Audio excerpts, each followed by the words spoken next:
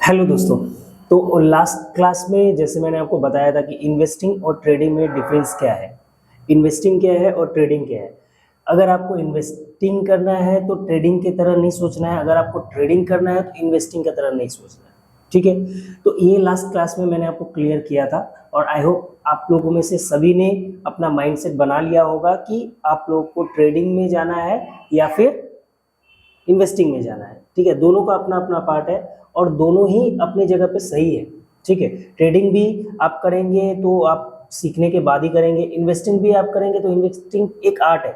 आपको चूज करना है हर एक स्टॉक्स में से 10 में से एक ऐसा स्टॉक चूज करना है जो आपके फेवर में रहे और आप उसके बारे में जानते हो। ठीक है, तो उस तरह का स्टॉक चूज करना है और वो सारी चीजें मैं आपको आने वाले क्लासेस में आपको धीरे धीरे क्लियर होते जाएगा। ठीक है, तो आज का वीडियो में क्या है, आज के वीडियो में है कि स्टॉक मार्केट में जो पैसे लगाते हैं, जो स्टेक होल्डर्स होते हैं, मतलब जिन्होंने पैसा इन्वेस्ट किया है, वो कौन कौन होते हैं। उसमें सिर्फ क्या पब्लिक होते हैं या फिर और कौन कौन से इंस्टीट्यूट या फिर ऐसा कौन सा ऑर्गेनाइजेशन है जो शेयर मार्केट में पैसे इन्वॉल्व किया रहता है, इन्वेस्ट किया रहता है। तो इस चीज़ के बारे में आपको मैं बताऊंगा। ठीक है, तो स्टार्ट करते हैं आज का वीडियो, आज का क्लास। उससे पहले अगर आप लोग लास्ट क्लास अभी तक नहीं देखा है तो उसको पहले अच्छे से क्लियर करो, उसके बाद ही आप नेक्स्ट मूव करोगे।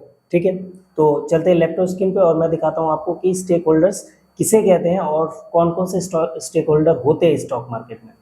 ठीक है, तो जैसे आपको स्क्रीन पे दिख रहा होगा, who are the stakeholders in stock market. एक तो प्रोमोटर्स होते हैं, उसके बाद में FII, DII, ठीक है, पब्लिक एंड अदर्स। तो प्रोमोटर्स का मतलब क्या होता है, प्रोमोटर्स जो जिन्होंने कंपनी बनाया है, जैसे सपोज करो दो तीन जन है, जैसे रिलायंस का एग्जांपल लेते हैं। रिलायंस को जैसे धीरू भाई अंबानी ने बनाया था, उनका बोर्ड मेंबर्स था, तो वो हो गए प्रोमोटर्स। प्रमोटर्स का स्टेक कितना है ये आपको मैं अभी दिखाऊंगा, एक वेबसाइट में जाके मैं आपको प्रॉपर्ली दिखाऊंगा कि किनका स्टेक होल्डर्स में किसका कितना परसेंटेज शेयर होल्ड करते हैं। सब चीज़ मैं आपको धीरे धीरे समझाऊंगा। पहले ये जान लेते हैं कि होते क्या क्या है, कौन कौन से टर्म्स है। जैसे FII, फॉरेन इंस्टीट्यूशनल जो है, ये क्या होता है कि बाहर के कंट्री से, लाइक US हो गया, UK हो गया, ऑस्ट्रेलिया हो गया, वो फॉरेन इंस्टीट्यूशनल और इन्वेस्टर जो है वो पैसे लगाते हैं इंडिया कंपनी में, जिसको हम लोग फॉरेन इन्वेस्टमेंट भी कहते हैं। ठीक है, तो ये FII हम लोग इसको शॉर्टकट में बोलते हैं। ठीक उसी के तरह DII होता है, डोमेस्टिक इंस्टीट्यूशनल इन्वेस्टर। ठीक है, डोमेस्टिक इंस्टीट्यूशनल जो हमारे कंट्री में, जैसे कि DII में आप पकड़ सकते हो LIC, ठीक है, या फिर बहुत सारे ऐसे इंस्टीट्यूट है जो पैसे इन्वेस्ट करते हैं इंडियन कंपनीज में। ठीक है, तो इसको हम लोग कहते हैं DII। इनका भी शेयर्स रहता है, हर कंपनी में रहता है, जो बड़ी बड़ी कंपनी हर कंपनी में वो रहता है। फिर नेक्स्ट जो है पब्लिक। पब्लिक जैसे मैं और आप जैसे बहुत सारे जो लोगों ने शेयर्स करता है उनको हम लोग कहते हैं पब्लिक। तो पब्लिक किस कंपनी में कितना शेयर होल्ड करती है वो भी उनका डिटेल वहाँ पे दिया रहता है।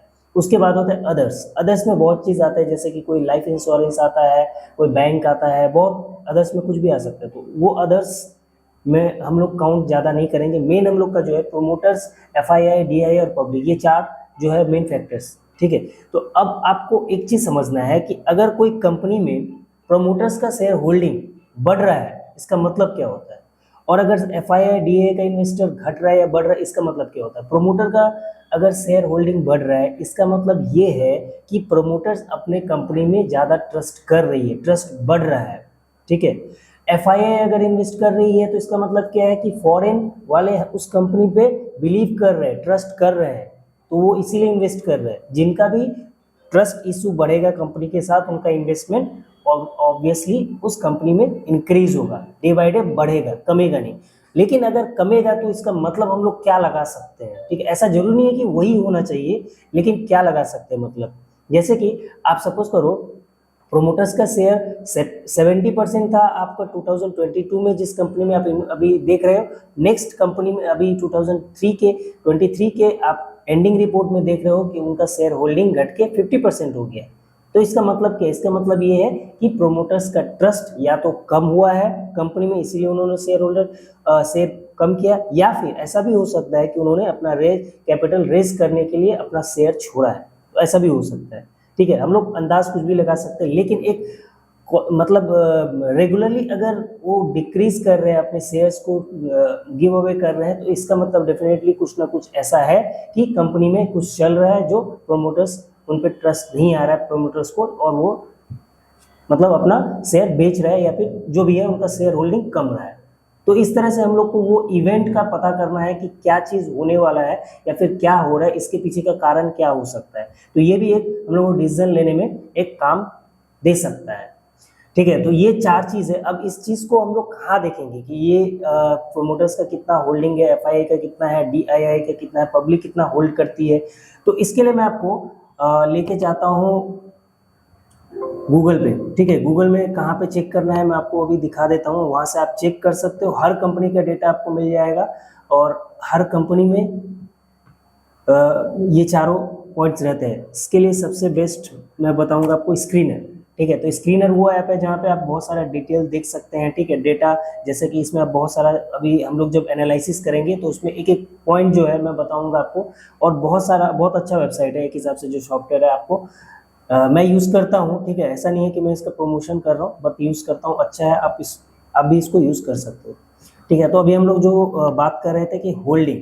ठीक है, होल्डिंग कहाँ देखेंगे, तो जैसे ये सपोज करो ये केमिस्ट्री वर्ल्ड एंटरटेनमेंट लिमिटेड जो भी है इनका खुला हुआ है, तो मैं आपको यहीं पे दिखाता हूँ। आप नीचे स्क्रॉल करोगे, ये तो बैलेंस शीट वगैरह। ठीक है,